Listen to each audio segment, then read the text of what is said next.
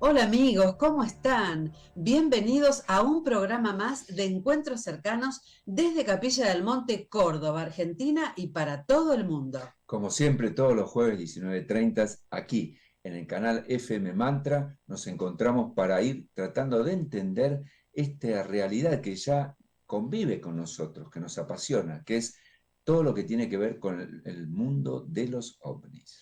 Claro que sí, el mundo de los ovnis, la realidad extraterrestre. Y aunque parezca mentira, cada vez somos más en los grupos que en Argentina y en el mundo nos reunimos para charlar de estas temáticas, para investigar, para leer libros, para ver documentales, películas sobre esta gran temática que es el fenómeno y la realidad ovni.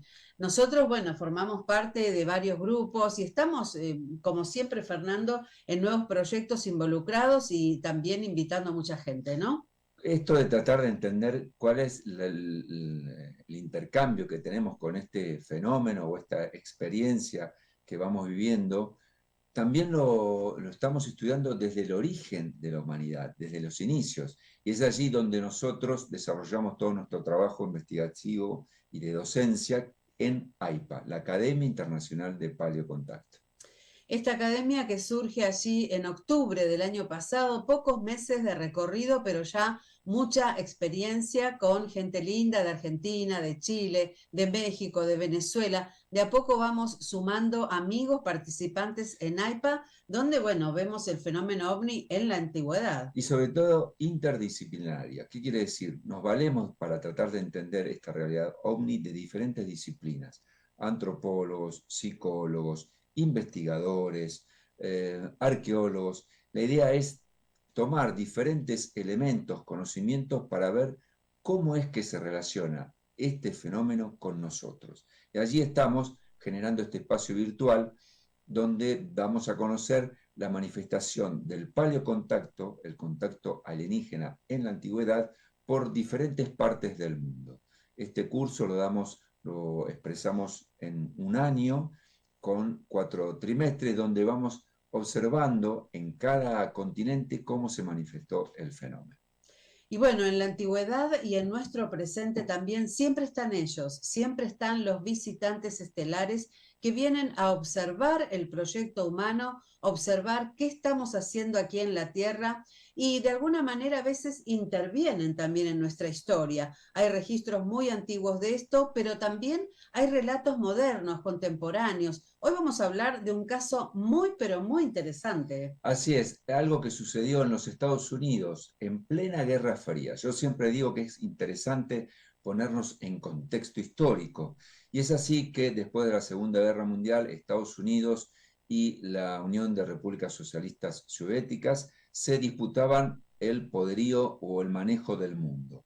Y en esa Guerra Fría, porque no era una guerra explícita, sino de mucho espionaje y de contrainteligencia, en el año 1957, un 16 de marzo, hace su aparición Valiantor. ¿Quién era Valiantor? Un extraño, ¿no? Un extraño venido desde Venus.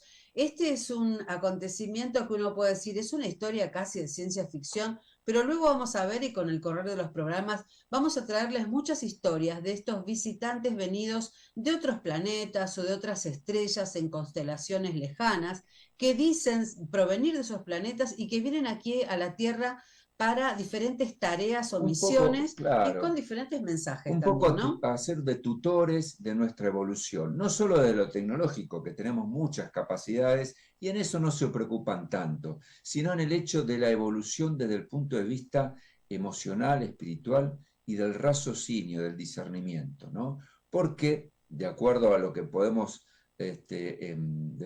analizar de todas las experiencias y los comentarios que han hecho estos extraterrestres, nosotros seríamos como un primate con metralladora, es decir, poca inteligencia y un arma letal en nuestras manos.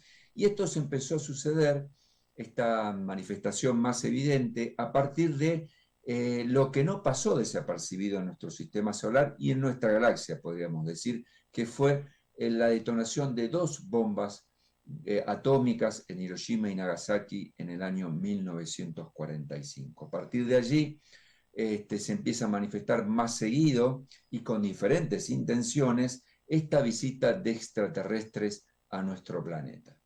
Bueno, y así es como nos vamos a situar el 16 de marzo de 1957 en la localidad de Alejandría, en Virginia, Estados Unidos. Allí los primeros relatos de qué sucedió en los cielos divisaron una luz que se transformó en un objeto volador no identificado, el famoso platillo volador de aquellos años, así se los denominaban. Recuerden ustedes el caso Roswell del 47, donde ya se empezaba. Exactamente, ahí se empezaba a utilizar ese término, ¿no? Platillo volante, platillo volador. Bueno, desciende sobre la superficie terrestre y aparece un ser venido del planeta Venus, que se va a presentar con el nombre de Valiant Thor. Así es. Estaba en el inconsciente colectivo de los policías que fueron las primeras fuerzas de seguridad que llegaron a la zona, de encontrarse en principio con todo el arquetipo que habían definido como marcianos, peticitos, cabezones y verdes. Y se encontraron con un hombre de talla alta, más de 1,85 m, que les comunicó telepáticamente que no venía a hacerles daño, sino que querían comunicarse con su jefe de Estado. Inmediatamente lo trasladaron hacia Washington, D.C., es una localidad bastante cercana, pero primero llegaron al Pentágono y se encontraron con el ministro de Defensa.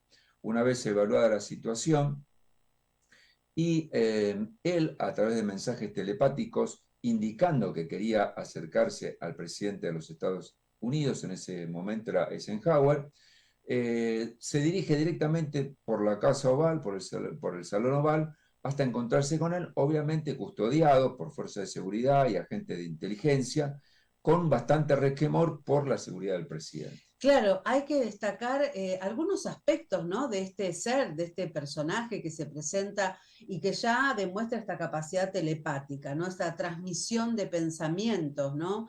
Por lo cual se hacía entender con los humanos en perfecto inglés en forma telepática. Decían que traía un traje muy ajustado al cuerpo, Sí. entre plateado y dorado. Este traje va a ser estudiado, ¿no es cierto?, por los Así es, militares en el estudiado y Pentágono. probado, tal cual. Evidentemente se trató de hacer perforaciones con un taladro con cabeza de diamante, no resultó, se le puso ácido y el ácido resbaló sobre el traje y perforó el piso, y como último y extremo experimento se lo apuntó con un haz de luz de rayo láser, el cual tampoco afectó a esta vestimenta, ¿no? Una vestimenta que pesaba muy, muy poco y que no tenía ningún tipo de cremallera o Claro, ni botón costuras. o Muy costura. poco decimos gramos, ¿no? Claro, No gramos. recuerdo bien, pero creo 18 o que, 20 claro, gramos, una una cosa así. cosa increíble, como si fuera una piel, por decirlo así, que cubría su cuerpo. Luego, cuando él va a convivir con los humanos, porque va a estar 3 años, ¿no es cierto?, allí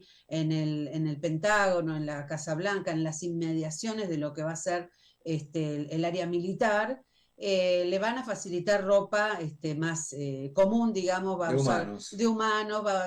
Tenemos una foto que ya estamos mostrando, ahora nos vas a contar de qué se trató ese evento, Fernando, donde aparece con traje, o sea, le dieron ropa como un ciudadano Sí, estadounidense normal, pero ese traje estuvo, como bien decís, en estudio durante todo ese tiempo y no pudieron establecer de qué material estaba lo hecho. importante es que Valiant Thors, al comunicarse con Eisenhower, le dice, el presidente de los Estados Unidos le pregunta de dónde viene, y él le afirma que viene del planeta Venus, de lo que ustedes conocen en la Biblia como el lucero de la mañana y del atardecer. ¿Cuáles eran las intenciones de Valiant?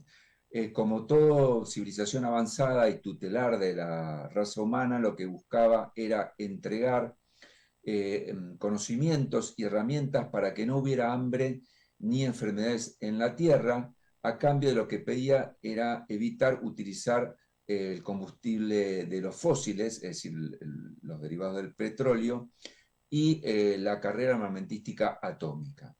Ante esta requisición, Eisenhower le trató de explicar que la humanidad no estaba preparada para este cambio, sobre todo porque la estructura industrial y social de la Tierra iba a entrar en colapso ante esta nueva realidad, donde no era necesario o no había que entregar trabajo para obtener alimentos y medicinas.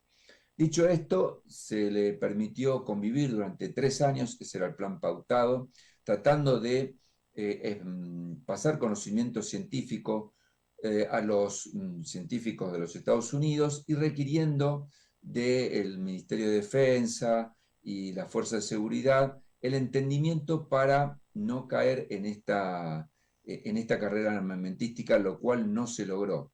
Lo que también tenía encubierto Eisenhower en su respuesta era que ellos, los Estados Unidos y todo el mundo estaba viviendo la Guerra Fría. Entonces, digamos, trató de retenerlo a él, pero no quería hacer esa entrega digamos, de dejar de trabajar sobre las armas nucleares en función de que a lo mejor Rusia tenía contacto con otras civilizaciones no tan pacíficas como la de los menusinos. Claro, siempre el fantasma de la guerra, ¿no es cierto? Y todos los protocolos de defensa de los países que priman ante el mensaje extraterrestre de estas razas, podríamos decir, entre comillas, un contacto positivo que venía buscando la paz, la pacificación en el planeta y de alguna manera la superación de la naturaleza humana, ¿no? Proponiendo no más hambre, no más enfermedades. Ese era básicamente el mensaje. Pero también había un mensaje religioso en el medio, ¿no? Sí, vamos a llegar a ese punto, Claudia, pero déjame hacer un antecedente con respecto a lo que vos decías, que hubo Sí, otros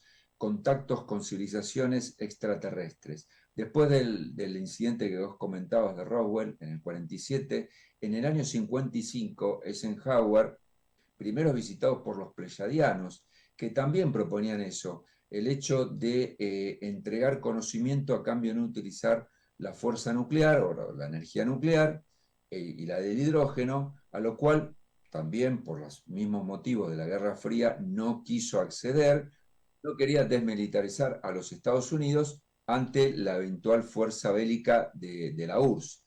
Y posteriormente a los pleyadianos, que eran de ojos azules y rubios, se les presentaron los grises de la constelación del sistema binario de Zeta Reticuli, que ahí sí, ellos sí, concordaron un acuerdo por el cual había un intercambio de tecnología, que es lo que nosotros consideramos desde la conspiración, que es lo que estamos disfrutando o al menos utilizando en el pleno siglo XXI, este avance geométrico del desarrollo tecnológico que tuvo los Estados Unidos y todo el mundo, ¿a cambio de qué? De abducciones de habitantes de los Estados Unidos con la particularidad, les pidieron, cosa que no accedieron los grises, a que las personas que sean abducidas no recordaran nada de lo que habían pasado y que volvieran al lugar de origen.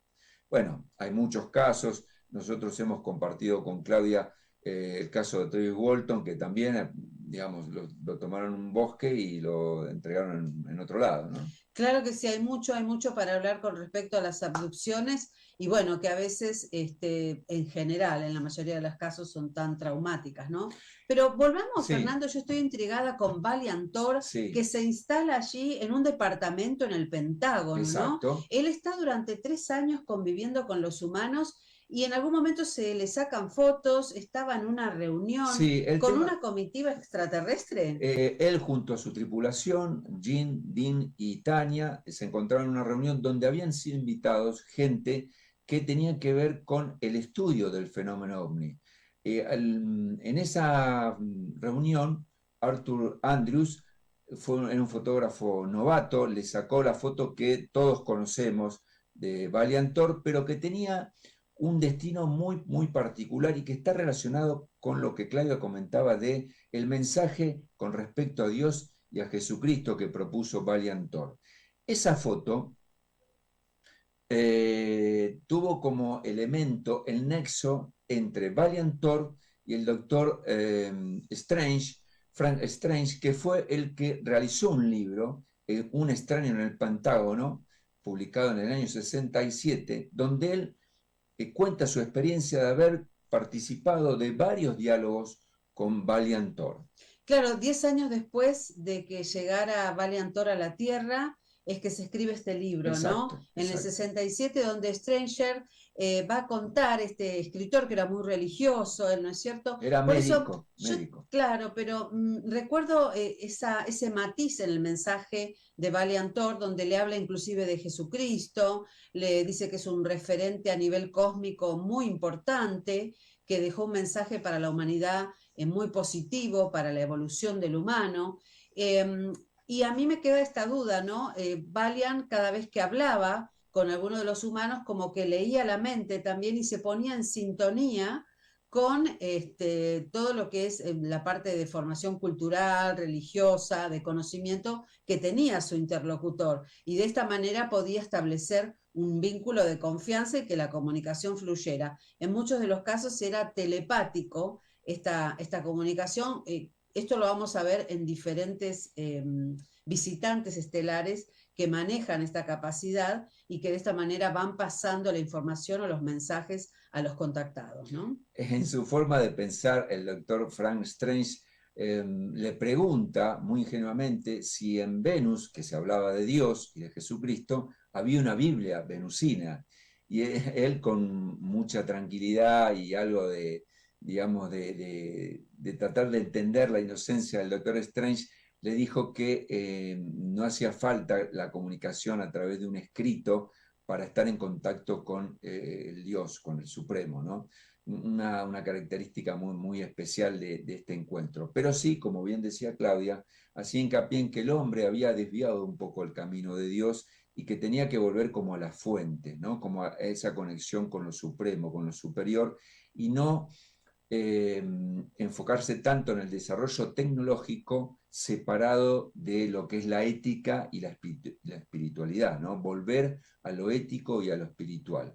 Y en eso se produjeron varios contactos, no solo el de Valiantor. Después Claudia nos va a contar acerca de lo que pasaron con dos eventos muy, muy importantes a nivel mundial. Sí, durante ese tiempo también hay que recordar que la nave en la cual vino a la Tierra Valiantor volvió a la nave nodriza, es decir, el ovni con el cual él está aterrizando, por decirlo así, en Alejandría, Virginia, luego va a volver a la nave nodriza y que durante los 3 años que está en el Pentágono y que está teniendo siempre conversaciones con el presidente Eisenhower y con todos sus ministros y el personal militar, él va a tener siempre comunicación con la nave nodriza. Esto, bueno, no están los informes de qué manera, porque todo esto que estamos contando ha trascendido a través de este escritor, el doctor Frank Stranger, pero en realidad no hay un documento desclasificado el día de hoy por el Pentágono acerca de esta visita extraterrestre, ¿no? Pero podemos suponer que a través de algún contacto telepático o algún artilugio que traería Valiantor se comunicaba con sus extraterrestres amigos allí en las Claro. naves, ¿no? Bueno, hay una película, Fernando, esto es una perlita que quiero que Sí, la cuentes. es cierto. Nosotros en busca de información para poder plasmar aquí el programa, encontramos una película que tiene mucho de conspiración porque fue realizada 3 años antes, en 1954, por el director Barton Borbolán y por una actriz muy conocida en aquel momento, Patricia Neal y Howard Darrington, que eran los protagonistas principales, denominada El Venusino o Un extraño de Venus. Y prácticamente no era un calco de lo que pasó, pero era algo era muy, muy similar. Lo extraño es que 3 años antes digamos, sale a la luz esta película con algunos diálogos o encuentros en las escenas muy similares a los que vivió Valiant Thor. Sí, como que el cine se hubiera adelantado a lo que iba a pasar el 16 de marzo del 57. 3 años antes, en el 54, se estrena esta película, donde si bien no es exactamente lo mismo que el relato que nos cuenta luego en el libro el Doctor Stranger, hay elementos, como vos decís, que son muy, muy similares, donde este ser es telepático, viene a traer un mensaje de paz.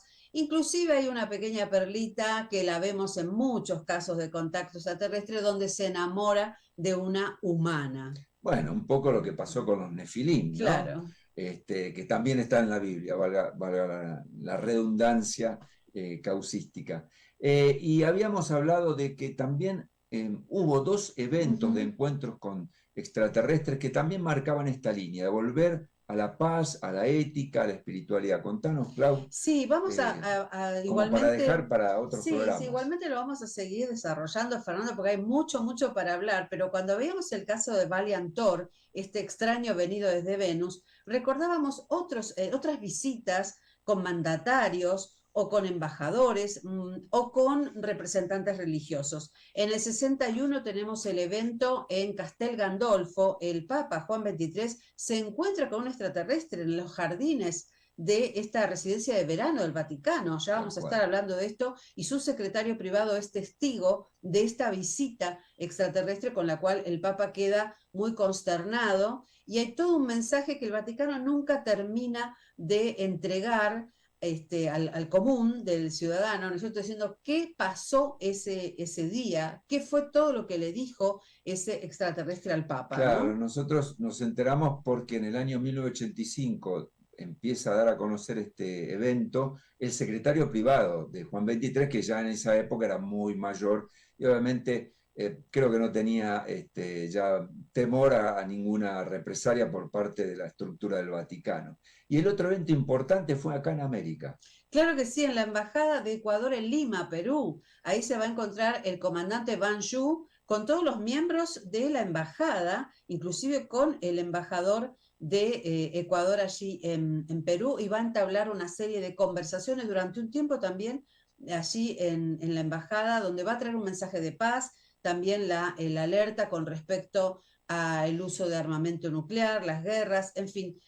Al parecer, estos comandantes o representantes de distintas razas o confederación galáctica, podríamos decir, van a establecer contacto con mandatarios de diferentes rangos, de presidentes para abajo, todos, y que permanecerían en muchos casos todavía dentro de lo que son los documentos que no están desclasificados. ¿Cuál era la tarea que tenían por aquellos años? Sobre todo durante la década del 60 se va a dar mucho esto, es la advertencia con respecto al uso de armamento nuclear. Y por supuesto, como decía Fernando, por lo que había, el desastre espantoso que había ocurrido, sobre todo durante la Segunda Guerra Mundial, ¿no? Exacto, ellos consideraban que el moverse, aunque sea centésimas de grado o algunos segundos de la posición de giro del planeta Tierra, implicaría ciertas influencias no buenas sobre todo el desarrollo del sistema solar. Es decir,